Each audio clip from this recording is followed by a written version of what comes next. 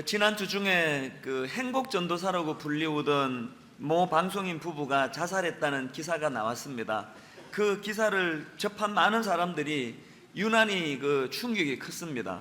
왜냐하니까 이분은 평소에 방송에 나와가지고 늘 희망을 노래하고 또 행복을 부르짖던 분이었습니다. 어떤 역경과 어려움에도 힘을 내십시오. 힘을 내셔야 합니다. 또 혹은 여러분, 자살을 거꾸로 하면 살자가 됩니다. 생각을 조금만 바꾸시면 자살이 사는 걸로 바뀌어집니다. 이런 것들을 늘 부르짖던 분이었습니다. 그분이 쓰신 책 제목에도 보니까 제목이 이렇습니다. 딸들아, 7번 넘어지면 8번 일어나라. 이렇게 늘 희망을 노래하고 행복을 가르쳐줬던 분이기 때문에 그분이 자살을 했다, 이것이 유난히 더 충격으로 다가오는 것 같습니다. 내막을 좀 살펴보니까 투병 생활을 했던 것 같아요. 그 유서에 이런 내용이 있습니다. 2년 전부터 여기저기 몸에서 경계 경보가 울렸다. 또 어떤 때는 또다시 입원해서 링거를 주렁주렁 매달고 살고 싶지 않다. 그리고 보니까 이런 내용도 있습니다. 700가지 통증에 시달려 본 분이라면 제 마음을 이해할 수 있을 것이다. 그런 표현들입니다. 한마디로 말해서 행복하기를 원했고 또 행복을 위하여 너무나 노력했지만 생각하지 못했던 그런 질병이라는 복병이 찾아와서 거기에 고꾸러져 결국은 자살로 인생을 마치게 되는 너무나 비극적인 일이 지난주에 일어난 것입니다. 제가 그 기사가 유난히 마음에 와닿았던 것은 오늘 이 설교를 위해서 제가 시편 39편을 묵상하고 있었는데 지금 본문에서 처해져 있는 다윗의 상황이 그 행복전도사라고 했던 그분의 상황과 유사하기 때문에 그렇습니다. 여러분이 다 아시겠지만 이 시편을 기록한 다윗 왕은 지금 굉장히 어려움을 겪고 있습니다. 한때 젊은 시절에 그는 물맷돌로 골리앗을 무찌르고 일약 나라의 영웅으로 또 올랐고, 그리고 당대의 권력자였던 사울을 결국은 꺾고는 한 나라의 왕으로 등극을 하고 온갖 부귀영화를 다 누렸던 사람이 다윗입니다. 그랬던 다윗인데 그 세월의 무게 앞에서는 어쩔 수가 없어서 지금 늙고 병들어서 침상에 누워 있습니다. 엎친 데 덮친 격이라고, 지금 자기가 지금 그렇게 초라하게 늙고 병들어서 누워 있으니까 그런 초라한 자기 모습이 용납이 잘 되지 않는데, 그것을 가지고 기다렸다는 듯이 조롱하고 수군거리고 비방하고 저주를 퍼붓는 그 주변에 너무나 악한 사람들이 주변에 있는 거예요. 이게 세상사 아닙니까? 그가 권력을 가지고 있고 힘이 있을 때는 찍소리도 못하고 주변에서 아부만 하던 그 사람이 내가 힘을 잃어버리고 내가 늙고 병들어 초라하게 병상에 누우니까 언제 그러냐는 듯 그렇게 벌떼처럼 다윗을 공격하고 모함을 하고, 이런 상황이 지금 본문의 상황입니다.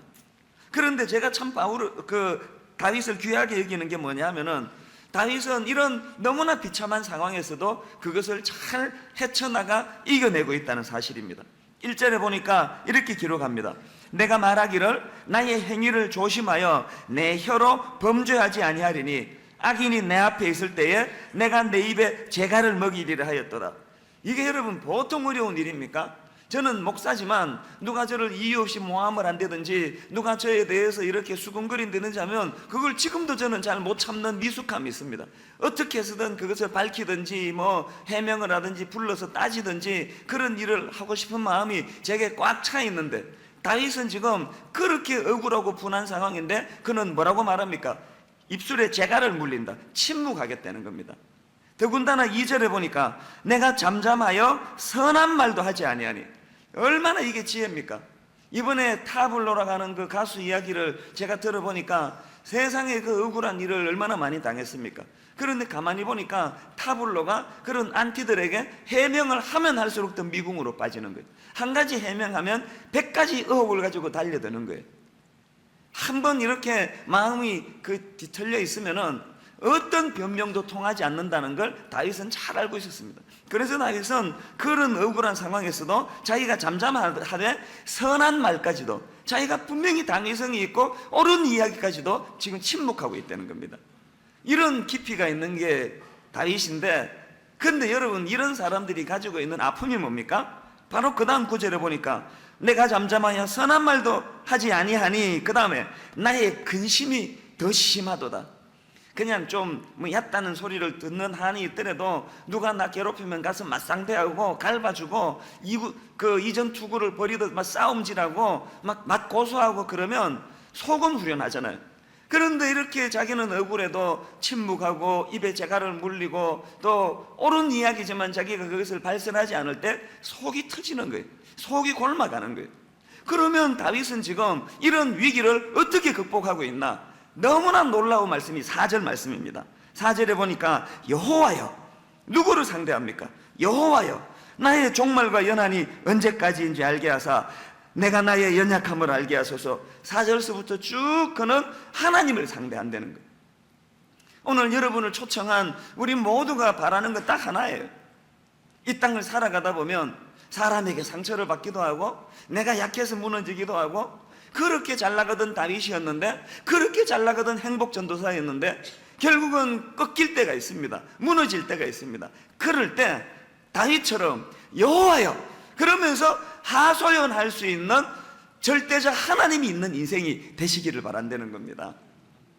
그렇게 다윗이 하나님 앞에 하소연을 하는데, 그런데 여기서 중요한 것은 다윗이 지금 하나님을 부르짖는데 하나님을 어떻게 호칭하느냐가 중요합니다. 4절에 보니까 어떻게 호칭합니까? 여호와요. 그는 하나님을 지금 여호와로 호칭합니다. 이게 참 의미가 있는데요, 여러분, 우리 하나님은 너무 광대하세요. 우리 머릿속에 담기지 않습니다. 이 새생명 주기에 초청해서 30분 설교 듣고 하나님을 소개한다는 건 어불성설입니다. 하나님은 너무 크세요. 그래서 우리 인간은요, 한마디로 그 사람을 규정할 수 있지만 하나님은 한마디로 규정할 수 없습니다. 예를 들면 전두환, 백담사, 그럼 끝나는 거예요. 그 한마디로 그분을 다 설명할 수 있습니다. 이순신 장군, 거북선, 그러면 그분이 다 규정이 돼요. 세종대왕, 한글, 그럼 끝나는 거 아닙니까? 근데 우리 하나님은 그렇게 단순하지 않습니다. 간단하게 하나님을 한마디로 규정을 할 수가 없습니다. 그래서 성경에 보면 하나님을 묘사할 때 그 하나님의 속성 중에서 특별히 지금 강조되는 그것을 부각해서 그때그때 하나님의 호칭이 달라집니다. 예를 들어 볼까요? 창세기 1장은 천지를 창조하는 창조 기사가 있습니다. 무에서 유를 창조하시고 흑암에서 빛을 만드시고 아무도 없는 데서부터 천지를 창조해 가시는데, 성경에 보면은요, 창세기 1장에서는 하나님을 어떻게 호칭하는가 하니까 엘로힘이라고 호칭합니다. 우리나라 성경에는 두루뭉실 그냥 하나님 이래가지고 표시가 나지 않는데, 원어에 보면은 창세기 1장에서는 하나님을 엘로힘이라고 표현합니다. 이 엘로힘은 뭘 강조할 때 사용되는 표현인가 하면은 하나님의 강하심, 하나님의 전지전능하심, 무에서 유를 창조하시는, 제가 가끔 그 썰렁한 농담을 할 때 세상에서 제일 힘든 게 뭡니까? 하늘의 별 따기 아닙니까? 하늘의 별 따기도 그렇게 힘든데 우리 하나님은 없는 데서 하나님께서는 하늘의 별을 다신 분이에요. 3부 때도 안 웃었는데 괜히 이야기를 또 4부 때 왜 하는지 모르겠는데, 하늘의 별 따기보다 더 어려운 하늘의 별을 다시는 강하신 하나님, 전지전능하신 하나님, 그 하나님의 강함을 강조하기 위해서 창세기 1장에서는 엘로힘 하나님을 강조합니다. 그런데 이제 창세기 2장으로 가면 1장이 천지창조의 개론이라면 이제 2장으로 들어가서는 인간 창조를 조금 더 클로즈업해서 인간 창조의 과정을 기록하는 게 창세기 2장인데, 놀랍게도 창세기 2장에서 호칭이 바뀝니다. 전능하신 하나님, 우주를 만드신 하나님, 강하신 하나님, 엘로힘 하나님이 1장에서 강조가 됐다면 2장에서는 인간을 상대하시는 하나님의 호칭이 여호와 하나님으로 바뀌어집니다. 이 여호와라는 이 칭호는 하나님의 그 관계적인 속성, 인간을 배려하시고 인간을 상대하시는 하나님의 관계적인 속성이 부각이 된다는 이야기. 제가 이걸 설명할 때 항상 우리 집 아이들을 내가 예를 드는데요, 저희 집에 애가 셋 있습니다. 저는 애가 늦어져 가지고 지금도 애들이 많이 어립니다. 이제 큰애가 이제 중학교 3학년밖에 되지 않습니다. 제가 청소년 사역을 한참 할 때는 이 애들이 다 갓난 애기였습니다. 제가 바깥에 나가면은 중학생, 고등학생 뭐 수천 명씩 집회를 하고 1년에 그 뭐 열 몇 차례씩 그렇게 했는데, 중학생, 고등학생들이 그냥 저에게 그냥 순종하고 꼼짝을 못하고 그러는데, 집에만 들어가면은 이 지방울 많은 것들이 초등학교 2학년, 3학년, 심지어는 막내는 4살밖에 안 됐는데 이 인간들은 나를 우습게 보는 거예요. 내가 집에 가서 옷 갈아입고 이제 바깥으로 나가면 텔레토비 막 그러고요. 참고로 저는 복부 비만입니다. 그래서 이렇게 배가 볼록 튀어나왔는데 이 나쁜 놈이 와서 배를 꾹꾹 찔러보고 별짓을 다 하고요. 4살 된 이 막내 아들은 얘가 조금 기분이 안 좋을 때는 꼭 저랑 씨름을 하자는 거예요. 저를 상대로 스트레스를 풀겠다는 거예요. 그게 이제 씨름을 이렇게 해주면은 제가 이렇게 으아 그러면서 이렇게 넘어져 줍니다. 그러면 얘가 또 막 화를 내요. 그렇게 편하게 넘어지면 아빠 같으면 기분이 좋겠냐고. 그래서 또 막 이렇게 막 아슬아슬하게 이길 듯 하다가 이렇게 넘어져 주고, 이게 제가 집에만 가면은 아무 권위가 하나도 없어져요. 이게 그냥 애들 앞에서는 권위가 하나도 없습니다. 한 번은요, 큰애가 한 5학년이었던가 6학년이었던가 제가 인도하는 청소년 집회를 얘를 데리고 갔습니다. 맨 뒤에 앉아 있는데요, 5학년 6학년 된 이 아이 눈에 중학교 고등학교 언니 오빠들은 그 하늘 같은 존재 아닙니까? 그런데 제가 딱 나와가지고 그 엄청난 걔 눈에 중학생 고등학생들을 수천 명을 좌지우지하고 막 죽어라 그러면 애들이 죽는 신용까지 할 정도로 애들이 그렇게 웃었다는 걸 얘가 본 거예요. 충격을 받은 거예요. 저 인간의 실체가 뭔지. 집에서는 아무런 권위도 없고 배나 볼록 튀어나와가지고 하나 우스꽝스럽게 생긴 그런 4살 먹은 애한테도 씨름을 져가지고 쩔쩔매는 그런 나약한 존재로 봤는데, 딱 양복 입고 폼 잡으면서 앞에 나와서 보니까 집에서 보던 그 모습이 아닌 거예요. 제가 지금 무슨 얘기를 하고 싶을까요? 우리 아이에게 제가 오늘 본문으로 빗대어 말하면 엘로힘으로서 다가갈 수 있습니다. 4살 먹은 아이에게 나는 전능하신 하나님과 같은 존재예요.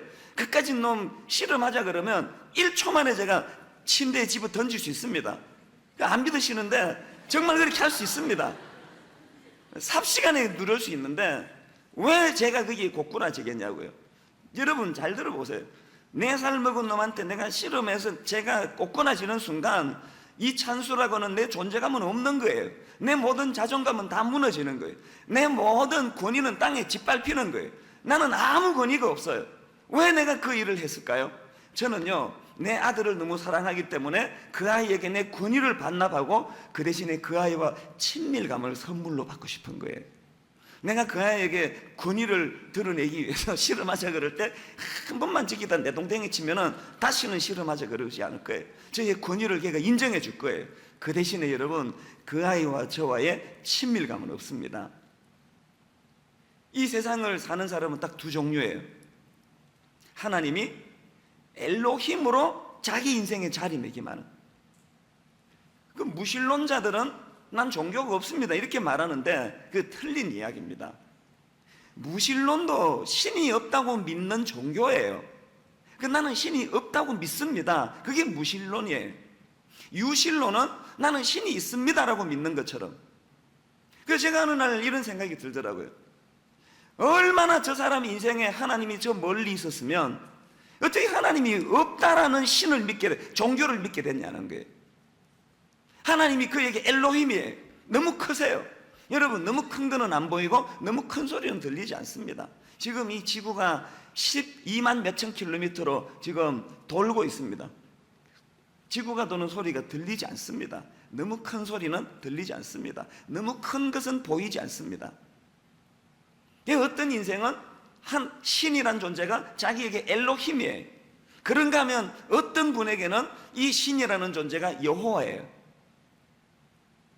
그래서 이 다윗은 시편 23편에서 여호와는 나의 목자시니 내게 부족함이 없으리로다. 저는 우리 아이를 기를 때마다 하나님 아버지의 마음에 목이 메입니다. 내가 우리 꼬맹이들에게 모든 권위를 다 땅에 떨어뜨리고 그 아이에게 맞상대를 하고 다가가기 위하여 씨름을 져주면서 그 아이에게 다가가는 것처럼 오늘 하나님은 내게 오실 때는 당신의 모든 권위를 다 내려놓고 오십니다. 엘로힘으로 내게 다가오지 않습니다. 분명히 창세기 1장에서 그분은 엘로힘 하나님이었습니다. 전능한 하나님이었습니다. 강한 분이었습니다. 그런데 창세기 2장에서 인간을 상대하러 오실 때 그 강한 옷을 내려놓고 여호와 하나님으로 다가오시는 거예요. 그래서 그분이 십자가를 지었어요. 그래서 안 믿는 거예요. 무슨 하나님이 저 모양이냐는 거예요. 무슨 30몇 살 된 아빠가 4살짜리에게 씨름을 져주느냐는 거예요. 네가 진짜 졌나? 난 믿어지지가 않는다. 예수님이 진짜 십자가를 지셨나? 그건 이미 신이 아니다. 그 믿어지지가 않는다. 그래서 안 믿는 거예요.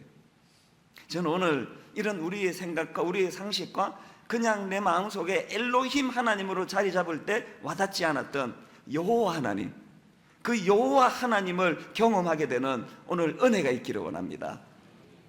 이런 은혜를 경험하고 나니까 여러분 놀랍게도 다윗이 뭐라고 고백합니까? 시편 118편 5절에 보니까 내가 고통 중에 여호와께 부르짖었더니 여호와께서 응답하시고 나를 넓은 곳에 세우셨도다. 그 다음 보세요. 여호와는 내 편이시라 내가 두려워하지 아니하리니 사람이 내게 어찌할까? 여러분 하나님을 대충 믿으면 이런 고백이 안 나와요. 다윗처럼 진짜 하나님을 경험하면, 진짜 그분이 내 인생의 주인임을, 그분이 진짜 내 여호와임을 고백하면 이런 고백이 가능합니다. 여호와는 내 편이시니 내가 두려워하지 아니하리니 사람이 내게 어찌할까? 7절에도 보니까 여호와께서 내 편이 되사 나를 돕는 자들 중에 계시니 그러므로 나를 미워하는 자들에게 보응하시는 것을 내가 보리로다. 그 다음에 기가 막힌 표현입니다. 여호와께 피하는 것이 사람을 신뢰하는 것보다 나으며 여호와께 피하는 것이 권력을 가진 고관들을 신뢰하는 것보다 낫도다. 저는 여러분 이렇게 살게 되시기를 바랍니다. 위기가 찾아와도, 어려움이 있어도, 내 신뢰했던 사람들이 나를 배신하고 다 떠나가도 나는 두려워하지 않는다. 여호와가 내 편이기 때문이다. 이것이 다윗의 고백입니다. 그래서 저는 오늘 이 본문을 가지고 이제 멀리 있던 엘로힘 하나님이 내 가까운 여호와 하나님으로 변신을 하게 되면, 내가 그 여호와 하나님을 내 인생의 주인으로 모시면 우리는 두 가지 지혜를 얻게 됩니다. 첫 번째 지혜가 뭔지 아십니까? 인생의 한계를, 인생의 허물을 잘 파악하는 지혜가 생긴다는 이야기입니다. 4절을 다시 한번 보십시오. 여호와여 나의 종말과 연한이 언제까지인지 알게 하사 내가 나의 연약함을 알게 하소서. 5절에도 보니까 주께서 나의 날을 한 뼘 길이만큼 되게 하시매 나의 일생이 주 앞에는 없는 것 같사오니 사람은 그가 든든히 서 있는 때에도 진실로 모두가 허사뿐이니이다. 고대 사회에서 길이의 기본 단위가 한 뼘입니다. 한 뼘밖에 되지 않는 내 인생. 5절을 영어 성경에 보니까 이렇게 되어 있더라고요. As nothing before you. 내가 강한 줄 알았는데 하나님 앞에 섰더니 I'm nothing. 난 아무것도 아니라는 거예요.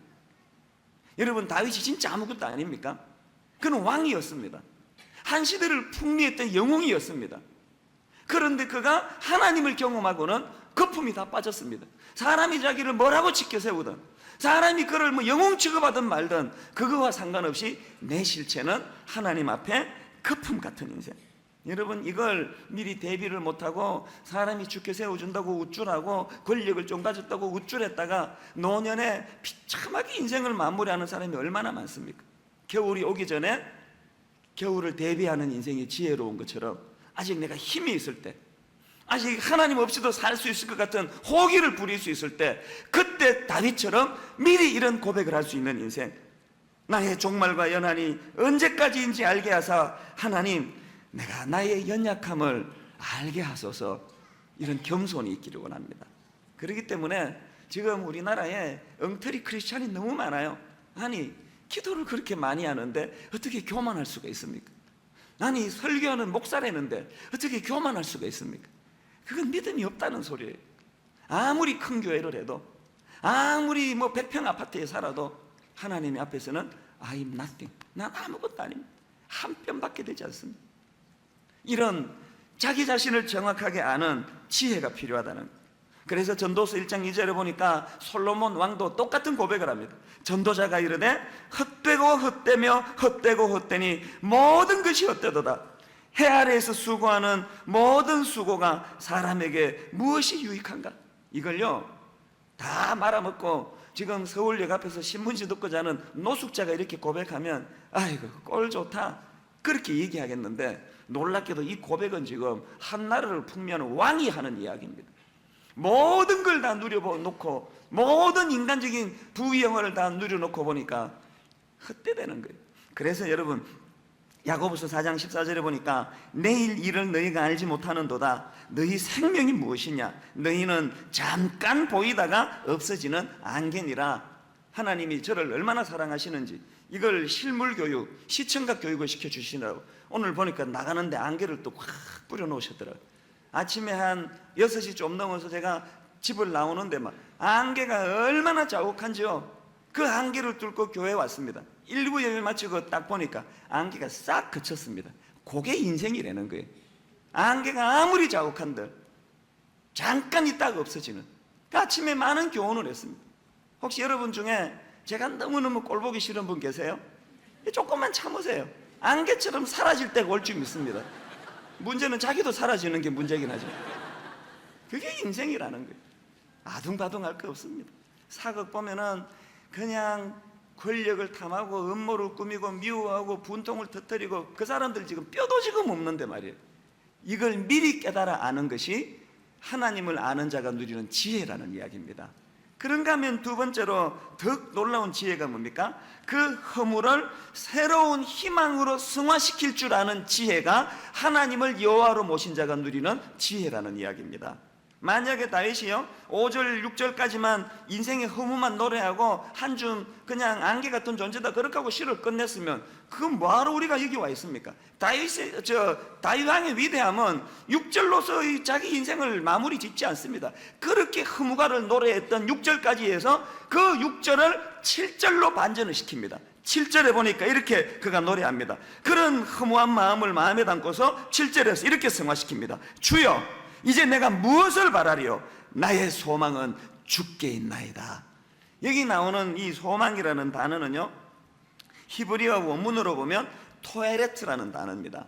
이 단어가 한 번 더 그 같은 어근이 쓰여진 게 바로 앞구절에 있는 시편 38편 15절인데 여호와여 내가 주를 바라사오니 내 주 하나님이 내게 응답하시리이다. 이때 주를 바라다 할 때 이 바라다가 다 단어가 같은 어원이에요. 이걸 제가 영어 성경 NIV를 보니까 I wait for you 이렇게 번역을 했더라고요. 이 무슨 말입니까? 주여 내가 무엇을 바라리요? 나의 소망은 주에 있나이다 할 때 이 소망이라는 것은 무슨 뜻입니까? 우리가 하나님께 소망을 둔다는 것은 내가 어려움에 처할 때, 내가 상처를 받을 때, 내게 실패가 다가왔을 때, 내게 눈물이 흐르는 좌절이 있을 때 그때 소망이 무엇 능력이에요? 그분이 일하실 때까지 기다릴 줄 아는 능력이에요. 내가 지금 초라한 자리에 빠졌는데, 내가 지금 웅덩이에 갇혔는데, 그럴 때 내가 하나님께 소망을 둔다는 것은 이제 이 어려운 현실을 참아내는 힘, 참아내는 능력, 이게 소망입니다. 그러므로 잘 될 때, 사업이 잘 되고 직장이 잘 되고 교회가 이렇게 불같이 일어날 때 믿음, 그거 다 가짜예요. 그건 믿음이 아니에요. 그 점검할 수 없는 거예요. 그건 가짜일 수도 있고 진짜일 수 있습니다. 언제 믿음이 작동이 되느냐? 실패할 때, 상처받을 때, 좌절당할 때, 배신감을 느낄 때. 그래서 저는요 항상 저 자신을 이렇게 규정합니다. 저는 검증이 안 된 목사예요. 여러분이 저에게 속으시면 안 됩니다. 저는 검증이 안 된 목사예요. 한 번도 검증을 받아본 적이 없습니다. 어느 목사가 개척하고 8년 만에 교회가 이렇게 불같이 일어나는데 저처럼 할렐루야하고 싱글뭉글하고 다니지 않은 사람이 누가 있겠냐고요. 하나님 안 믿어도 이렇게 하고 살 수 있습니다. 저는 검증이 안 됐어요. 진짜 검증이 된 종들은요 조그만한 개척교회, 조그만한 시골교회 10년을 몸부림을 쳐도 사람이 그냥 10명 20명 넘지 않는 그런 상황 속에서도 그가 하나님 향한 소망을 가지고 오늘 시편 38편 15절에 나와 있는 말씀처럼 여호와여 내가 주를 바라사오니, 또 본문 7절에 있는 말씀처럼 주여 이제 내가 무엇을 바라리요? 나의 소망은 주께 있나이다. 하나님께 소망을 두고 이렇게 현실은 어려운데, 이렇게 현실은 절망적인데 그런 상황에서도 주님이 일하실 때까지 기다릴 줄 아는 힘, 이 어려운 현실을 참아내는 힘을 가지고 있는 그것, 이게 바로 신앙이라는 사실입니다.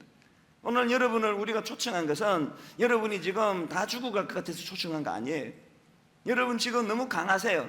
여러분 능력이 있으세요. 그래서 하나님 없이도 잘 사실 분들이에요. 지금은 하나님이 보이지 않아도 상관이 없습니다만, 여러분 그 행복전도사처럼 반드시 인생의 위기는 찾아옵니다. 반드시 여러분 늙고 병드는 날이 찾아옵니다. 내가 강할 때는 움츠리고 있던 내 대적하는 사람들이 나를 조롱하는 그날은 반드시 찾아옵니다. 그때 필요한 것이 믿음의 힘이라는 사실입니다. 저는 이 두 가지 놀라운 소망이요, 참 내가 보잘것없는 존재구나, 교만하지 않는 나를 발견할 줄 아는 지혜, 그런가 하면은 이 연약한 나를 소망으로 승화시킬 줄 아는 지혜, 이 두 가지를 선물로 얻는 인생 되시기를 바랍니다. 그러기 위해서는 엘로힘 하나님으로는 안 됩니다. 멀리 계시는 하나님으로는 안 됩니다. 그 하나님을 내 여호와 하나님으로, 내 아빠, 아버지. 이제 마지막 한마디만 드리고 말씀을 마무리하겠습니다. 여러분, 우리가 언제 하나님을 부를 수 있는지 아십니까? 창세기 4장 26절에 이런 말씀이 있습니다. 셋도 아들을 낳고 그의 이름을 에노스라 하였으며 그때에 사람들이 비로소 여호와의 이름을 불렀더라. 에노스는 히브리어로 죽을 수밖에 없는 존재라는 뜻입니다. 그러니까 이 말씀이 무슨 의미일까요? 제가 의역을 해서 다시 읽어드리겠습니다. 셋도 아들을 낳고 그의 이름을 죽을 수밖에 없는 존재라 하였으며 그때야 비로소 사람들이 하나님을 찾고 부르기 시작하더라. 나는 유한한 존재, 한 뼘밖에 안 됩니다. 안개처럼 없어질 존재입니다. 나의 유한함을 깨달을 때, 나는 죽을 수밖에 없는 존재라는 걸 인식할 때, 그때 하나님을 발견하려고 몸부림치는 그런 일이 일어날 줄로 믿습니다.